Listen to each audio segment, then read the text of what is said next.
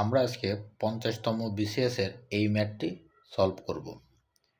এখানে কি বলা আছে 0.5 ইন্টু 0.05 ইন্টু 0.005 সমান সমান হট।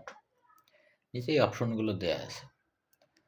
তাহলে এগুলোকে আমরা লিখে পাই 0.5 গুণ 0.05 গুণ 0.005।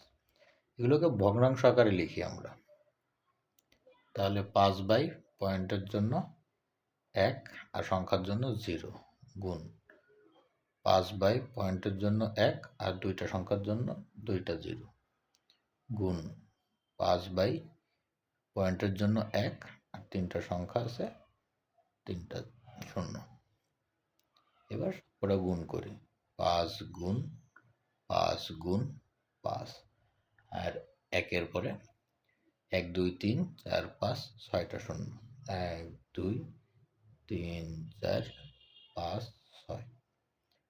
তাহলে 5 5 25 5 25-এ 125 বাই 1-এর পরে 1 2 3 4 5 6টা 0।